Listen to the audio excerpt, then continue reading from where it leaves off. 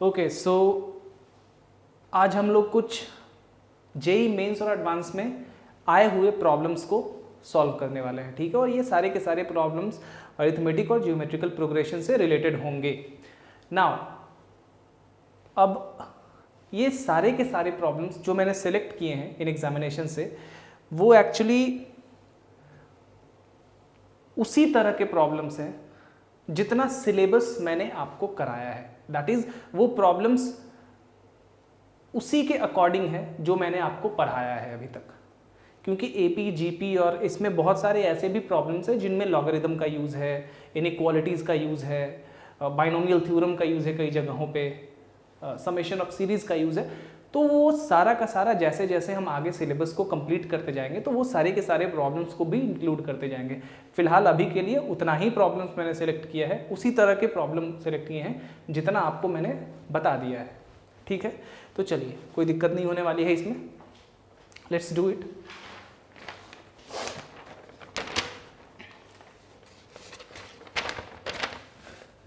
सबसे पहले if a1 a2 a3 and so on to an are in AP and a1, चलिए इसको नीचे लिख देते हैं, and a1 plus a4 plus a7 and so on to plus a16 is equal to 114, then a1 plus a6 plus a11 plus a16 is equal to a64, b 76, c 98 and d 38। चलिए भाई देखते हैं। सबसे पहले तो ये देखिए कि ये 1 2 3 ये सब क्या रिप्रेजेंट कर रहा है। ये सब नंबर ऑफ टर्म्स है। a1 यानी कि फर्स्ट टर्म, a2 यानी कि सेकेंड टर्म, इस तरह से करके है। और ये पूरा सीक्वेंस किस में है? AP में है। नाउ ये सीक्वेंस आपका AP में है। अब सबसे पहले तो AP का जो nth टर्म होता है वो क्या होता है? a plus n minus 1 into D, यही फॉर्मूला होता है nth term of an AP का। और अगर किसी भी AP का, सबसे पहले तो ये जो है, ये जो nth टर्म का फॉर्मूला है किसी AP का, उस AP का फर्स्ट टर्म A है, कॉमन डिफरेंस D है, और n जो है वो नंबर ऑफ टर्म्स को रिप्रेजेंट कर रहा है। अगर इस पर्टिकुलर AP का हम कॉमन डिफरेंस D मान ले और फर्स्ट टर्म को A मान लें, तो a1 is equal to A, a2 is equal to A plus D। हमेशा आपको पता है ना कि जो D का कोफिशिएंट होता है AP में वो नंबर ऑफ टर्म से एक कम होता है। ये दूसरा टर्म है इसलिए D का कोफिशिएंट 1 है। उसी तरह ये तीसरा टर्म है तो D का कोफिशिएंट 2 होगा, यानी कि तीसरा term A plus 2D and so on, इस तरह से आगे बढ़ेगा। अब यहाँ पे ये कंडीशन हमारा गिवन दिया हुआ है, चलिए इसका यूज करते हैं। a1 plus a4 plus a7। अब ध्यान दीजिए, a1 a फिर a4 यानी कि 1 के बाद 4, 3 आगे बढ़ा, फिर 4 के बाद 7, फिर 3 आगे बढ़ा, तो 3 3 आगे बढ़ रहा है। तो ये 7 के बाद क्या होना चाहिए? a10, इसके बाद a13, और देख सकते हैं कि 13 के बाद 3 आगे बढ़ेंगे तो कितना आ जाएगा? a16। ये कितना है हमारा? 114। a1 a फर्स्ट टर्म हमने मान लिया a है और कॉमन डिफरेंस d, तो चौथा टर्म a प्लस 3d, सातवां टर्म a प्लस 60, 10वां term a plus 9d plus 13वां टर्म a प्लस 12d और 16वां term a plus 15d is equal to 140। a कई बार है, 1 2 3 4 5 6 यानी कि 6a plus 3d plus 6d, 9d, 9d plus 9d, 18d, 18 plus 12, 30d, 30 plus 15, 45d। So 45d is equal to 114। 3 common लेते हैं, 2a plus 15d is equal to 114। 2a plus 15d is equal to 38। ठीक है, ये हमारा इस condition से इतना हमारा आया है। अब हमें निकालना है ये, चलिए इसको निकालते हैं। सोचना नहीं है, बस आगे बढ़ते जाना है प्रॉब्लम को लेके। a1 plus a6 plus a11 plus a16, ये जो प्रॉब्लम है ये है जेई मेंस 2019 का। ठीक है, चलिए a1 यानी कि फर्स्ट टर्म, a6 यानी कि sixth term, a plus 5d, a11 यानी कि 11th टर्म तो a प्लस 10d, उसी तरह a plus 15d, 1 2 3 4 4a plus 5d 10d और 15d, 15 10 25 5 30 30d, 2 कॉमन ले लेते हैं, आ गया 2a प्लस 15d यानी कि 2 इंटू 2a प्लस 15d कितना आया हुआ है 38 76, तो आपका आंसर हो जाएगा 76। तो देखा आपने प्रॉब्लम कितना आसान था। ठीक है, तो प्रॉब्लम्स इसी तरह से आते हैं, इजी ही आते हैं, ऑलवेज रिमेंबर दिस। हाँ, ट्रिकी होते हैं, क्वालिटेटिव होते हैं, बट उस चीज को, उस कमजोरी को आप प्रॉब्लम्स को प्रैक्टिस करके पूरा कर सकते हैं। So try to practise as many problems as possible. ढेर सारे प्रॉब्लम्स को बनाते रहिए। चलिए भाई दूसरा प्रॉब्लम बनाते हैं।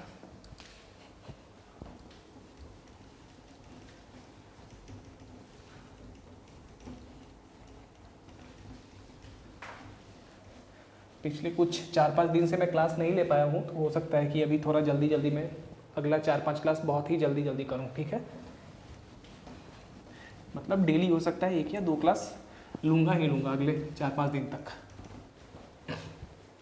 थोड़ी तबीयत खराब थी इसलिए नहीं ले पा रहा था क्लास। चलिए problem number 2, the sides of a right angle triangle of a right angled triangle are in AP if the area of the triangle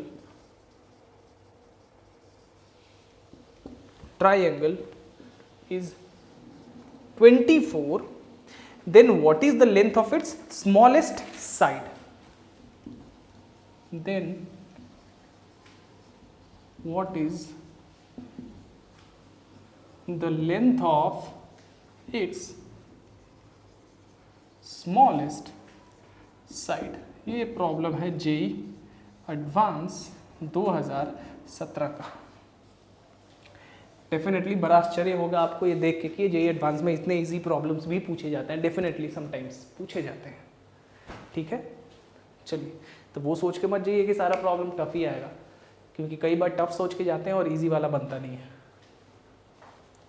चलिए कह रहा है कि the sides of a right angle triangle are in AP. यहाँ पे यहीं पे ये प्रॉब्लम आधा सॉल्व हो गया। एपी में किसी भी ट्राइंगल के टोटल नंबर ऑफ साइड्स कितने होते हैं? 3, यानी कि 3 नंबर ऑफ टर्म सेलेक्ट करना है एपी में। जब भी 3 नंबर ऑफ टर्म सेलेक्ट करना है तो किस तरह से करते हैं? a माइनस डी, ए और a प्लस डी मान लेते हैं। तो जो 3 साइड्स है उसका लेंथ है a minus D, a plus D, AP में होगा, जिसका कॉमन डिफरेंस ऑब्वियसली क्या है? d है। चलिए अब राइट एंगल ट्राइंगल में सबसे बड़ा लेंथ हाइपोटेनस होता है। मान लेते हैं कि ये सबसे बड़ा लेंथ है, तो ये तो हाइपोटेनस का लेंथ है, हो गया। यानी कि बेस और हाइट, इन दोनों में से कोई एक बेस होगा और कोई एक हाइट होगा। चलिए कहा गया है कि एरिया जो है ट्राइंगल का वो 24 है, तो एरिया क्या होता है? 1/2 इंटू बेस, मान लेते हैं ए बेस है तो हाइट हो जाएगा a minus D is equal to 24। So a into A minus D is equal to 48। ना। अब यहीं तो प्रॉब्लम सॉल्व नहीं होगा, लेकिन अब क्या करें हम, यहीं पे कई बच्चे यहीं पे अटक जाते हैं। कुछ नहीं करना है भाई, आपको ये सोचना है कि राइट एंगल ट्राइंगल है और इसमें क्या कर सकते हैं, पाइथागोरियन थ्योरम एक ऐसा ऑप्शन है जिसको अप्लाई कर सकते हैं। चलिए लगाते हैं पाइथागोरियन थ्योरम, यानी कि hypotenuse squared is equal to base squared plus perpendicular squared. Hypotenuse मेरा क्या है, ए प्लस डी, सबसे बड़ा साइड, हाइपोटेनस सबसे बड़ा साइड होता है ना राइट एंगल ट्राइंगल का, तो ये is equal to A square plus A minus D whole square, A square plus D square plus 2ad is equal to A square plus D square minus 2ad, A square D square cancel. अब इस minus 2ad को इधर ले आइए, 4ad इधर बच गया ए square, ए से ए स्क्वायर को एक बार में काटिए, a is equal to 4d, a is equal to 4d आ गया। इस 4d को यहाँ पे सब्सटीट्यूट कर देते हैं a के बदले, तो हो जाएगा 4d into 4d minus d is equal to 48, 4d into 3d is equal to 48, 4 तिहाई 12, तो d square is equal to 4, 12 चौक 48, d इज इक्वल टू 2। मैंने पॉजिटिव सॉल्यूशन लिया है, प्लस माइनस 2 आएगा, लेकिन मैंने सिर्फ 2 लिया है। क्यों? क्योंकि भाई हमें लेंथ ऑफ द ट्राइंगल से कंसर्न करना है। अगर -2 यहाँ सब्सटीट्यूट करेंगे तो a कितना आ जाएगा, नेगेटिव आ जाएगा, एक साइड नेगेटिव आ जाएगा, कोई मतलब उससे फर्क, कोई मतलब ही नहीं है उस चीज़ से। लेंथ निकालना है, length should always be positive here. चलिए, तो हमने +2 सॉल्यूशन ले लिया यहाँ पे। इस d इज इक्वल टू 2 को यहाँ पे सब्सटीट्यूट कर देते हैं, तो क्या हो जाएगा, a is equal to 4 into 2 is equal to 8, 8 आ गया a हमारा। अब हमें a भी पता है और d भी पता है, तो स्मॉलेस्ट साइड का लेंथ पता कर लेते हैं। ये हमारा स्मॉलेस्ट साइड हमने माना है, तो a इज इक्वल टू कितना है 8, d इज इक्वल टू कितना है 2 इज इक्वल टू 6। ये आपका आंसर। ठीक है, देखा आपने, आसान प्रॉब्लम है। चलिए,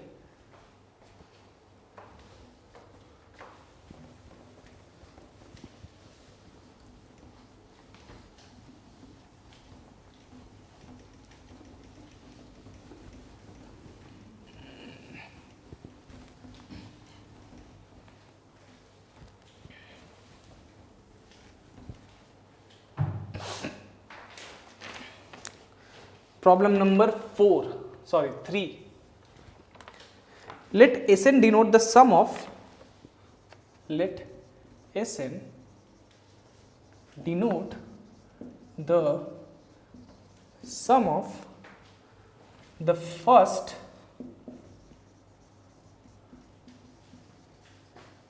n terms of an AP if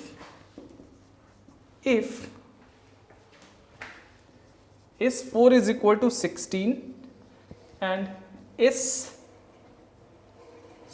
is equal to minus 48,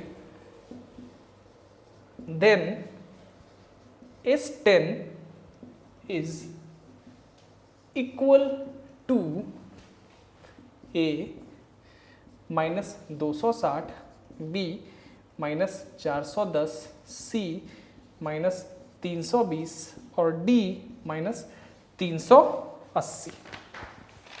चलिए भाई, इजी प्रॉब्लम है। सबसे पहले तो पता करिए कि sum to n terms of an AP क्या होता है। एपी का एन टर्म्स का सम क्या होता है, s n is equal to n by 2 into 2a plus n minus 1 into D, यही होता है।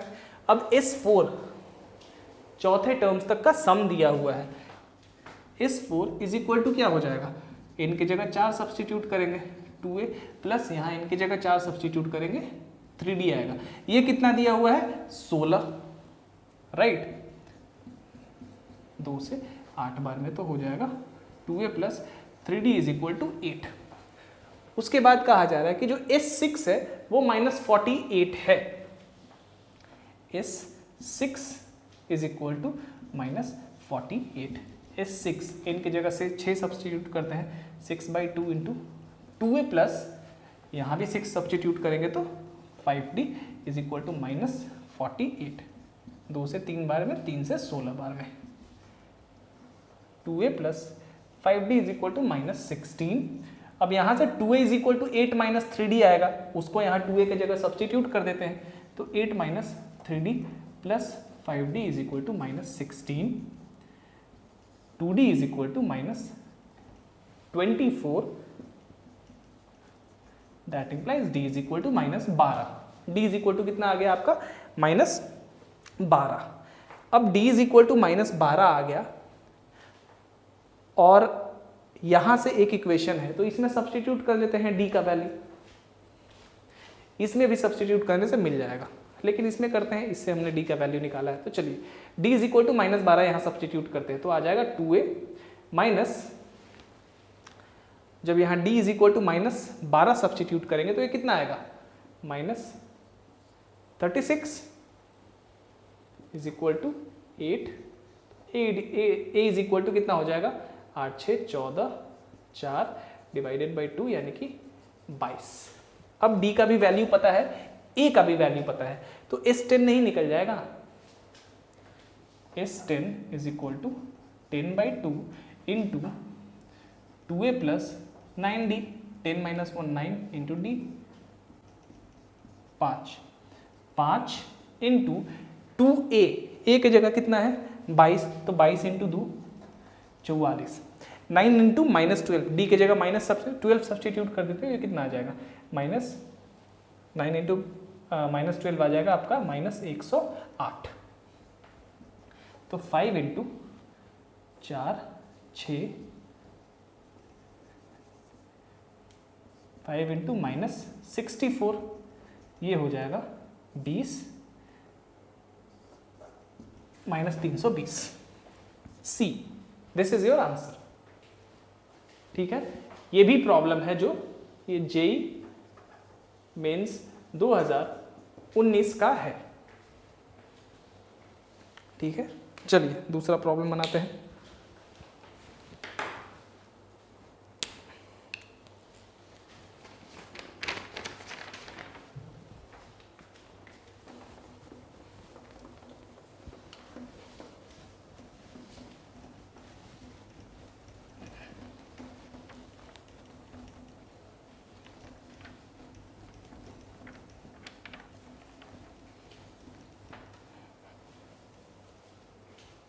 चलिए,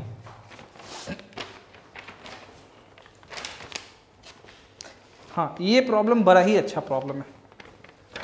प्रॉब्लम नंबर कितना है ये 4। 4, if modulus of x is less than 1, modulus of y is less than 1 and x is not equal to y, then the sum to infinity of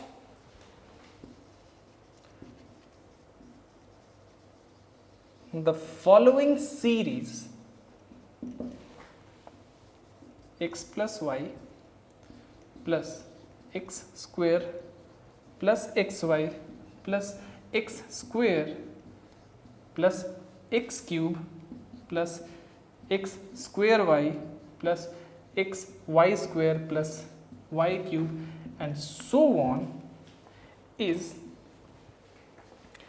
a x plus y plus xy by 1 plus x into 1 plus y, b x plus y minus xy by 1 minus x into 1 minus y, c x plus y plus xy by 1 minus x into 1 minus y, और d x plus y minus xy divided by 1 plus x into 1 minus 1 plus y। ये अच्छा problem है। अब यहाँ पे modulus of x modulus of y less than 1, यानी कि x और y एक प्रॉपर फ्रैक्शंस हैं। x और y क्या है प्रॉपर फ्रैक्शंस है, एक और इनका जो मैग्नीट्यूड का वैल्यू है वो 1 और 0 के बीच में है हमेशा। ठीक है, तो ये प्रॉपर फ्रैक्शन है, तो इससे आपको याद आ जाएगा जियोमेट्रिकल प्रोग्रेशन, क्योंकि प्रॉपर फ्रैक्शंस वहीं पे यूज हो रहा था, ठीक है, खास करके सम टू इन्फिनिटी सीरीज के लिए। चलिए भाई देखते हैं, अब आगे बढ़ते हैं। नाउ इस प्रॉब्लम को बनाने के लिए एक तो आपको प्रॉब्लम्स का प्रैक्टिस होना चाहिए। मान लीजिए जेई में आपने इस तरह का प्रॉब्लम पूछा, तो you are able to solve these kinds of problems only when you have already practiced a lot of problems, तभी आपका दिमाग उस तरह से काम करेगा।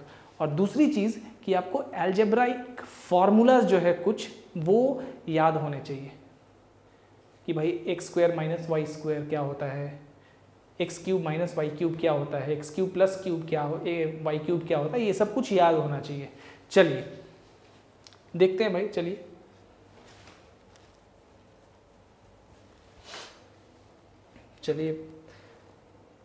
S मान लेते हैं सम है इसका, तो S is equal to x plus y plus x square plus x y plus y square plus x cube plus x square y plus x y square plus y cube and so on.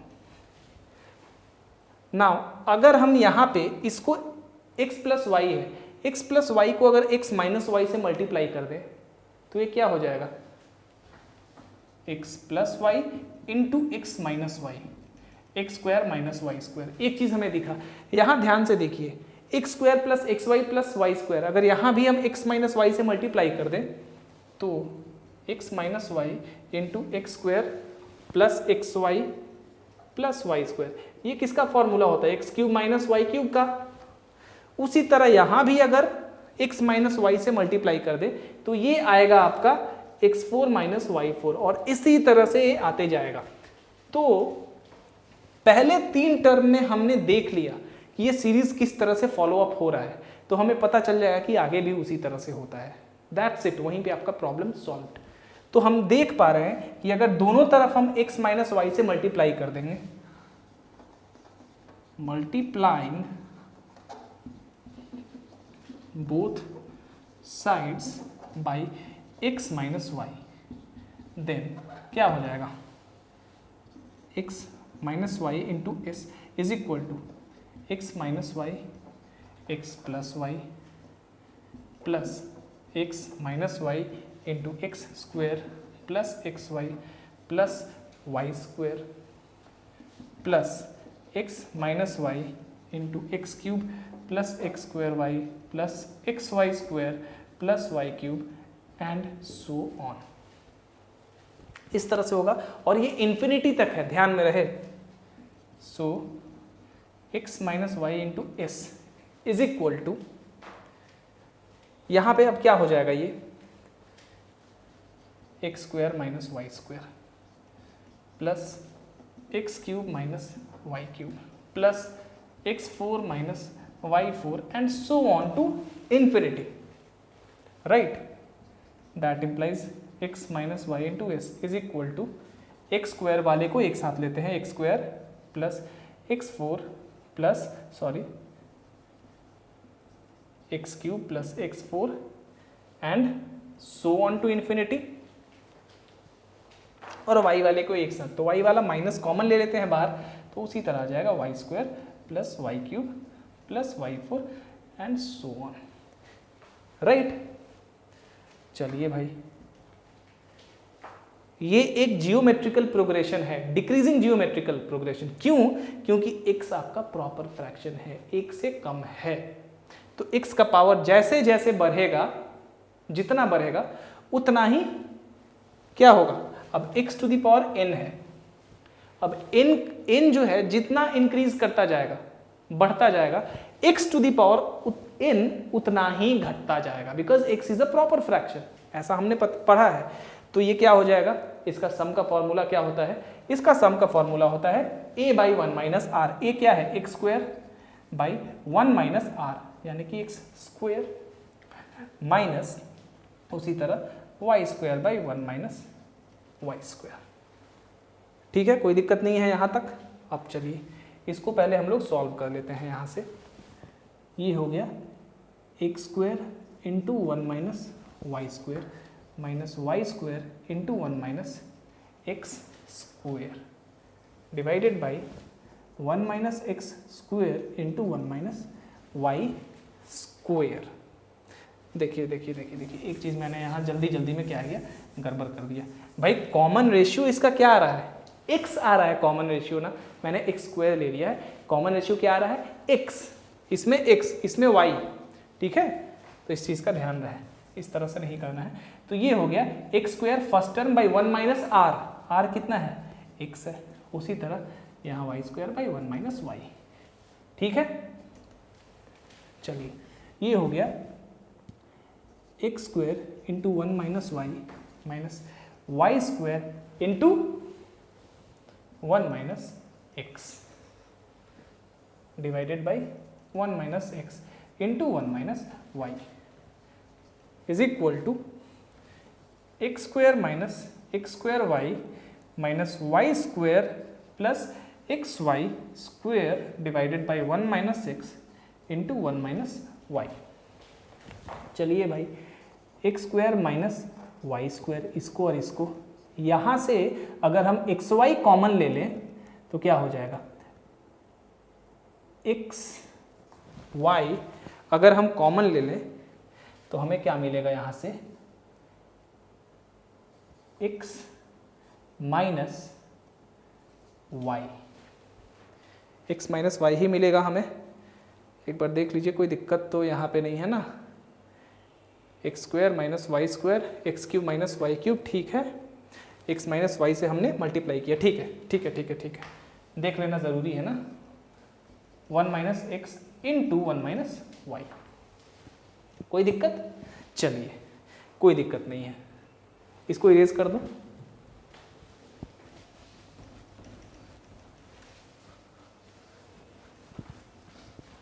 चलिए भाई आगे बढ़ते हैं। सो यहाँ ध्यान रहे, इधर अभी ये भी मैनिपुलेट करना है, इसको भी अभी सॉल्व करें। इधर x माइनस वाई से मल्टीप्लाइड है, तो हमने अभी सम नहीं निकाला, हमसे सम पूछा जा रहा है, तो ध्यान रहे। पहले इसको और थोड़ा सॉल्व करते हैं। तो इधर है मेरा x minus y into s, और उधर क्या है हमारा x square minus y square को क्या लिख सकते हैं, x plus y into x minus y, तो x plus y into x minus y minus x y into x minus y divided by 1 minus x into 1 minus y, x minus y into s. यहाँ से common ले लेंगे x minus Y ऊपर से, तो क्या आ जाएगा, x plus y minus x y, शायद आपको आंसर का पता चल गया होगा अब, इंटू इतना x minus y x minus cancel, that implies s is equal to x plus y minus x y divided by 1 minus x into 1 minus y. ये हो गया आपका आंसर, यानी कि आपका आंसर हो गया b, x plus y minus x y by 1 minus x into 1 minus y. ये प्रॉब्लम जो है ये है 2020 जेई मेंस 2020 का, ठीक है।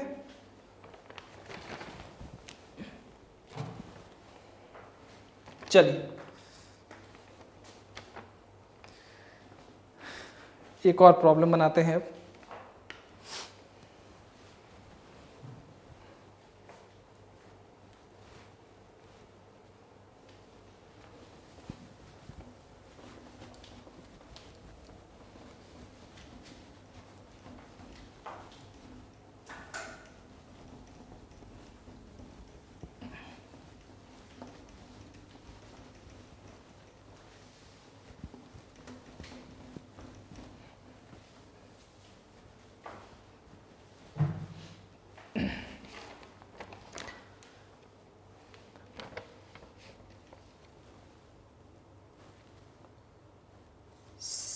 पांच नंबर,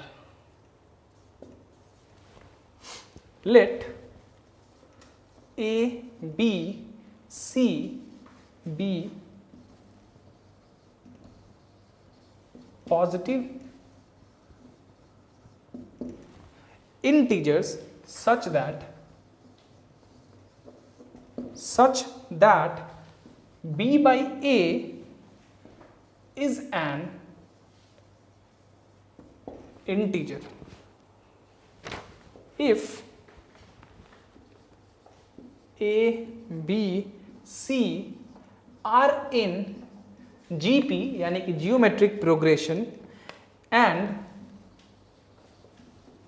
the AM यानी कि arithmetic mean of A, B, C is B plus 2, then the value of A square plus A minus 14 divided by A plus 1 is what? क्या वैल्यू होगा? ठीक है, चलिए इसको सॉल्व करते हैं। सबसे पहले कह रहा है कि A B C positive integers में है और b by A is an integer है, और ये भी है कि ए बी सी जीपी में है। अब एक चीज आपको मैंने अरिथमेटिक मीन और जियोमेट्रिक मीन के बारे में बताया है, दो टर्म का अरिथमेटिक मीन भी बताया है और दो टर्म का जियोमेट्रिक मीन भी बताया है, और दो टर्म के बीच में कितने भी number of arithmetic means insert किए जा सकते हैं और कितने भी number of geometric means insert किए जा सकते हैं, ये भी मैंने बताया है। बट एक और कॉन्सेप्ट होता है, अगर ढेर सारा नंबर है, मान लीजिए a B c d and so on are in A P, then the arithmetic mean of A B c d and so on is a, मान लेते हैं ये अरिथमेटिक मीन है, हो जाएगा a1 plus b1 plus a plus b plus c plus d and so on divided by n। मान लेते हैं n नंबर ऑफ टर्म्स है ये, तो ठीक है, यहां लिख लेते हैं 2n terms are in AP, then the arithmetic mean of A, B, C, D and so on is जितने नंबर ऑफ टर्म्स है उसका जोड़ डिवाइडेड बाई n। ये बेसिक सा चीज़ है, स्टैटिस्टिक्स में आपको पढ़ना है इस चीज़ के बारे में, तो ये आपको पता होना चाहिए। उसी तरह जियोमेट्रिक मीन क्या होता है? जियोमेट्रिक मीन अगर यही सारे टर्म्स जीपी में हो तो जो जियोमेट्रिक मीन होते हैं इन सब का वो क्या होंगे? a into b into c into d and so on to the power 1 by n। ठीक है, ये हो जाएगा इसका जियोमेट्रिक मीन। तो ये दोनों कॉन्सेप्ट आपको याद रखना है थोड़ा। चलिए भाई, अब इस प्रॉब्लम को बनाया जाए।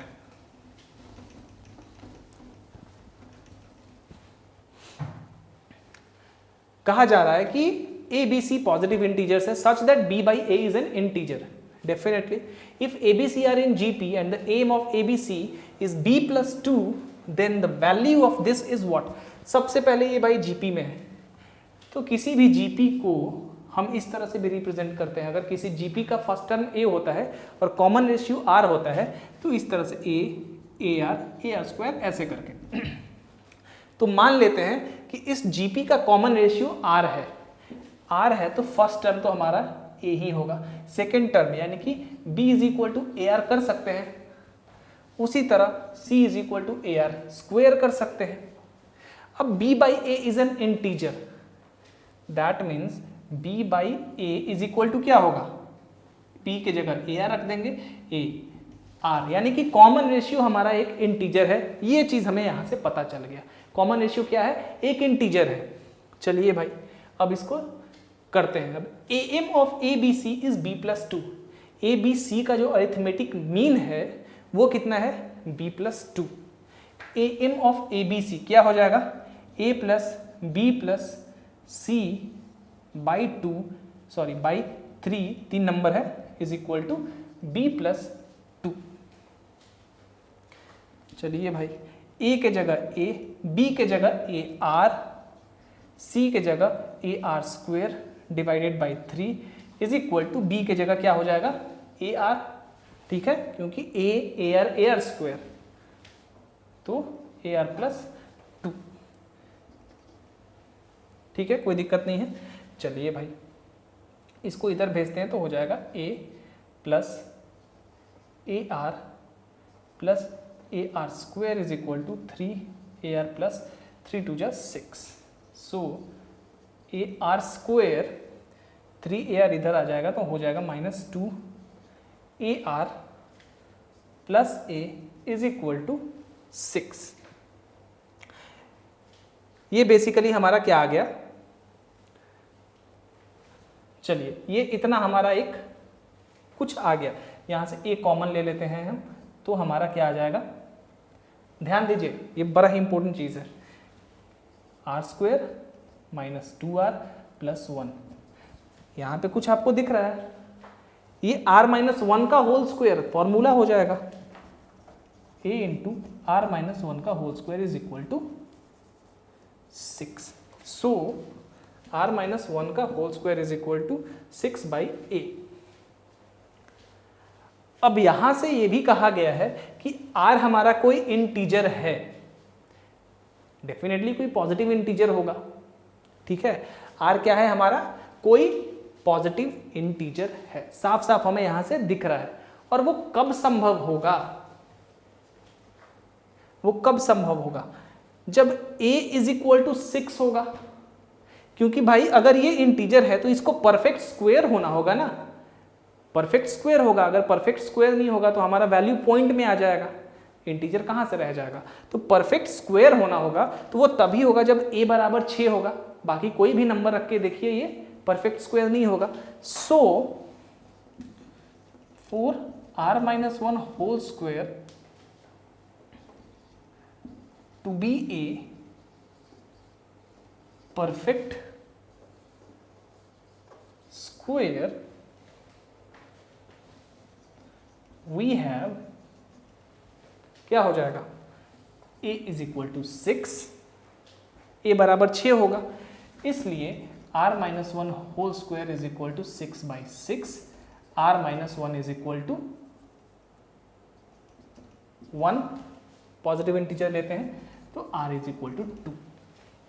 r कितना आ गया आपका, 2 आ गया। अब अगर r 2 आ गया तो आपका सब कुछ निकल जाएगा, यहां से r 2 आ गया, तो अगर r निकल गया तो r से आप a को निकाल सकते हैं, r से आप a को नहीं निकाल सकते हैं, निकाल सकते हैं। देखिए भाई b/a, b/a क्या हो रहा है हमारा,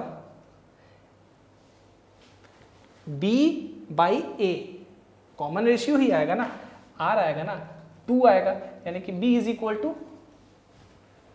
2a, b is equal to कितना आ गया, 2a। चलिए भाई अब आगे बढ़ते हैं, याद रखिएगा हमारा r इज इक्वल टू जो है, r का वैल्यू आ गया हमारा कितना, 2, और b is equal to 2a। ये दोनों चीज हमारे पास आ गए हैं हमारे हाथ में। अब आगे बढ़ते हैं, इसको इरेज कर दूं,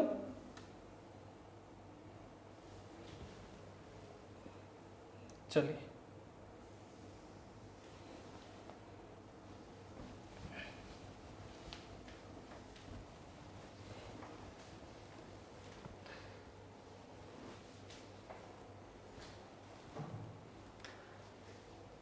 अब ABC हमारा क्या है, GP में है। अगर GP में है तो B is equal to root AC होगा। चलिए B इज इक्वल टू हमें पता है ना, B इज इक्वल टू हमारा क्या है, B इज इक्वल टू हमारा यहाँ से क्या निकला हुआ है, 2a निकला हुआ है। अरिथमेटिक मीन क्या है, a plus b plus c divided by 3 is equal to b plus 2। Arithmetic mean तो यही दिया हुआ है ना कि arithmetic mean of A B C is b plus 2। इसके बारे में हमने अभी थोड़ी देर पहले देखा भी। अब चलिए r इज इक्वल टू 2 आ गया है तो हमारा तीनों नंबर नहीं निकल जाएगा। a क्या है, a को a रहने देते हैं, b AR plus c AR square divided by 3 is equal to b AR plus 2। a plus r हमारा कितना है, निकला हुआ है ना हमारा, b इज इक्वल टू तो a के फॉर्म में है, तो b इज इक्वल टू तो हम 2a यहाँ से लिख ही सकते हैं। b इज इक्वल टू हम कर देते हैं यहाँ से 2a, ठीक है। b इज इक्वल टू क्या कर देते हैं 2a, यहाँ भी b इज इक्वल टू हम 2a लिख देते हैं, सबको a के टर्म में निकाल लेते हैं तो हमारा a भी तो निकल जाएगा ना। तो a plus 2a, a r square, अगर r 2 सब्सटीट्यूट करेंगे तो यहाँ भी निकल जाएगा क्या, ये 2a प्लस ये निकल जाएगा 4a divided by 3 is equal to 2a plus 2। कोई दिक्कत यहाँ भी नहीं है। चलिए भाई 4 2 6 1, 7a is equal to 6a plus 6a is equal to 6। a कितना निकल गया 6। अब a को यहाँ सब्सटीट्यूट करते हैं, 36 प्लस 6 माइनस 14 डिवाइडेड बाई 6 1 7, 36 और 6 42 minus 14 divided by 7, 28 by 7, 7 Chowk 28, 4। So 4 is your answer. So the value of this is 4। ठीक है, आपने देखा ये इजी है, थोड़ा सा मैनिपुलेशन, थोड़ा सा आपको दिमाग लगाना है और ये प्रॉब्लम सॉल्व हो जाएगा आपका। चलिए आगे बढ़ते हैं, एक और प्रॉब्लम सॉल्व करते हैं। ये जो प्रॉब्लम था ये था जेई एडवांस 2014 का, जेई एडवांस 2014। ठीक है, समझ में नहीं आया तो फिर से पूछ सकते हैं आप।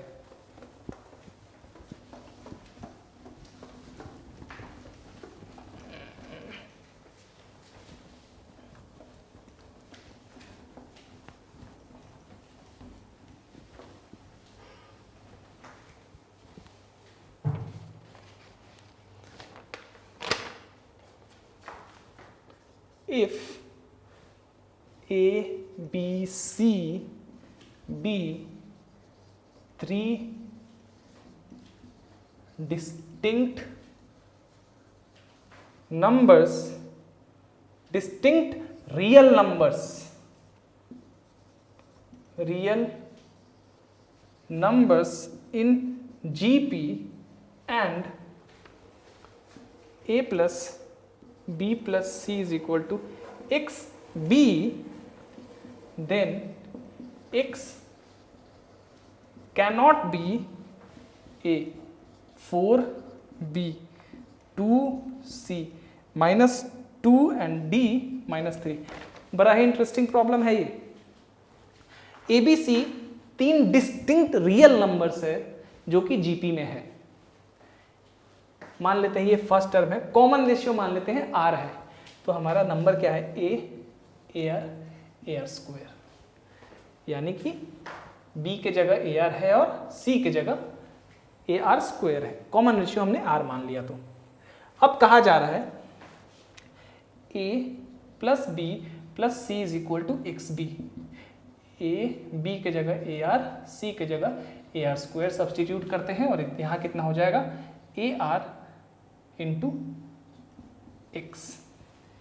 ए कॉमन लेके काट देते हैं तो बच जाएगा 1 plus r square is equal to r x is equal to 1 plus r square divided by r. ठीक है, चलिए भाई x इज इक्वल टू 4 रखते हैं यहाँ पे सबसे पहले, तो 4 is equal to 1 plus r square by r, 4 r. Quadratic equations का थोड़ा यूज है, लेकिन वो क्वाड्रेटिक इक्वेशन का बस जो फॉर्मूला होता है ना कि क्वाड्रेटिक इक्वेशन का root x is equal to minus b plus minus root under b square minus 4ac by 2a, उसी फॉर्मूला का यहाँ पे यूज है बस। रियल डिस्टिंक्ट नंबर्स, यही है आपका प्रॉब्लम का जो जड़ है। 4r is equal to 1 plus r square, that implies r square minus 3r plus 1 is equal to 0। यहाँ से r को अगर निकालेंगे तो क्या आएगा हमारा माइनस b यानी कि 3 plus minus root under b square यानी कि 9 माइनस 3 का स्क्वायर माइनस 4ac, 4a की जगह यानी कि r स्क्वायर का कोफिशिएंट 1 इंटू 1, 4 ही रह जाएगा यहाँ से 2a, तो 2 3 प्लस माइनस रूट अंडर 5/2।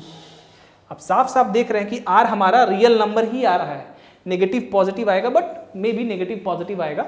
वैसे तो यहाँ पे साफ साफ दिख रहा है कि दोनों ही पॉजिटिव आएगा, दोनों रूट, लेकिन है रियल नंबर्स, दोनों ही रूट हमारे रियल नंबर्स है और आर डिस्टिंक्ट रियल नंबर्स है।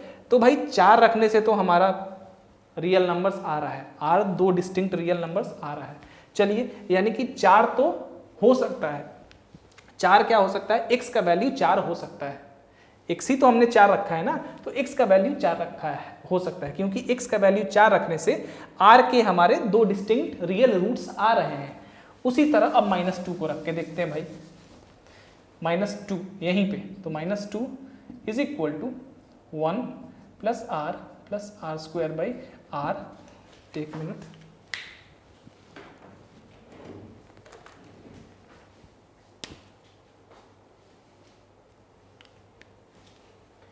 that implies 2r is equal to 1 plus r square, that implies r square minus r plus 1 is equal to 0। r को निकालेंगे हमारा कितना आएगा? -1 plus minus root under b square, यानी कि 1 minus b square, 1 minus 4 divided by 2, यानी कि -1 plus minus, sorry यहाँ पे जो है, यहाँ पे माइनस बी होता है ना, तो आर का कोफिशिएंट पहले से -1 है, तो माइनस माइनस प्लस 1 हो जाएगा। अगर ये जो 4 जब रखा था वहाँ भी मैंने यहाँ पे अगर गलती से नेगेटिव को रख दिया होगा तो उसको आप हटा दीजिएगा, ठीक है। 4 को भी रख के एक बार देख लेते हैं, हम टेस्ट कर लेते हैं, आपको दिखा देता हूँ। वैसे आप समझ गए होंगे कि मैं क्या कहना चाह रहा हूँ, आपको दिखा देता हूँ। जब 4 रखा था यहाँ पे तो हमारा हो गया था 4r is equal to 1 plus r square, that implies r square minus 3r plus 1 is equal to 0। R को हमने निकाला था माइनस, यानी कि 3 माइनस माइनस यही चीज़ कह रहा था, हम मैंने गलती से नेगेटिव दे दिया था, plus minus root under b square, यानी कि 9 minus 4/2, so 3 plus minus root under 5/2। R के 2 रियल डिस्टिंक्ट रूट्स आ रहे हैं, तो x इज इक्वल टू 4 हो सकता है। चलिए अब रखते हैं -2 को, सॉरी 2 को b, तो जब 2 को रखेंगे तो हमारा हो जाएगा 2 is equal to 1 plus r square divided by r, 2r is equal to 1 plus r square, that implies r square minus r plus 1 is equal to 0। R is equal to 1 plus minus root under b square, यानी कि 1 minus 4ac, यानी कि -4 divided by 2, 1 plus minus root under -3/2। भाई अब root के अंदर minus आ गया, negative आ गया वैल्यू। अब जैसे ही रूट के अंदर नेगेटिव आया तो ये तो रियल रहा नहीं, ये कॉम्प्लेक्स हो गया। तो भाई x इज इक्वल टू 2 जो है नहीं हो सकता है, इम्पॉसिबल है। x इज इक्वल टू 2 क्या है? नहीं हो सकता है, तो ये हमारा आंसर में आएगा। चलिए और भी टेस्ट कर लेते हैं, अगर मोर देन 1 करेक्ट आंसर होगा, हालांकि इसमें मोर देन 1 करेक्ट आंसर नहीं है, एक ही आंसर करेक्ट है। अगर यही प्रॉब्लम रहता कि मोर देन 1 करेक्ट आंसर होता तो आपको इसको भी और इसको भी रख के देखना पड़ता है, बट चूंकि ये प्रॉब्लम ओनली 1 करेक्ट आंसर है तो बस 2 आ गया। x 2 नहीं हो सकता है, क्योंकि जैसे ही हमने x का वैल्यू 2 रखा है तो रूट के अंदर नेगेटिव आ गया, यानी कि ये पूरा कॉम्प्लेक्स रूट आ गया ना, r कॉम्प्लेक्स में आ गया। r क्या होगा? a, b और c ये तीनों डिस्टिंक्ट रियल नंबर्स हैं, तो जब तीनों डिस्टिंक्ट रियल नंबर्स हैं तो जो कॉमन रेशियो होगा वो भी तो रियल नंबर होगा ना, और r यहाँ कॉम्प्लेक्स आ गया, इसलिए this solution is x is equal to 2 can't be the value of x का वैल्यू 2 नहीं हो सकता है। अगर 2 होगा तो ये कंडीशन सेटिस्फाई नहीं होगा, इसलिए 2 आपका आंसर। अगर मोर देन 1 करेक्ट आंसर हो तो आपको इसको और इसको भी रखना है, एक ही करेक्ट आंसर है चूंकि, तो हो गया आपका आंसर, सॉल्व हो गया। ठीक है, तो आज के लिए इतना ही रहने देते हैं। चौथे प्रॉब्लम सेशन में हम कोशिश करेंगे और कुछ प्रॉब्लम्स को उठाएं और करें। ठीक है, चलिए ये जो प्रॉब्लम है ये है आपका जेई का मेंस का प्रॉब्लम है। जेई मेंस, मैंने ईयर नहीं लिखा है, शायद 2021 का है, मे बी ईयर लिखना मैं भूल गया हूँ। So that's it. I hope ये क्लास आपके लिए हेल्पफुल होगा और आपको सब कुछ समझ में आया होगा। कुछ नहीं आया तो डेफिनेटली आस्क मी। और जैसा कि मैंने कहा था शुरू में कि थोड़ा सा क्लास अब अगले 4-5 दिन तक बहुत ही मैं डेली लूँगा, लगभग regular. So that's it for today. और नेक्स्ट क्लास में मैं कोशिश करूँगा कि सम एंड डिफरेंस फार्मूला हम करें, ठीक है, ट्रिगोनोमेट्री में। अगर वो नहीं तो हम हार्मोनिक प्रोग्रेशन को शुरू कर देंगे, ठीक है। दोनों में से कुछ हम करेंगे, यानी कि कल। सो कुछ नहीं अगर समझ में आया हो इसमें तो डेफिनेटली मेरे से पूछिए। और आपके पास कोई डाउट हो किसी भी एग्ज़ाम के प्रॉब्लम के लिए तो उसको भी आप पूछ सकते हैं। Thank you.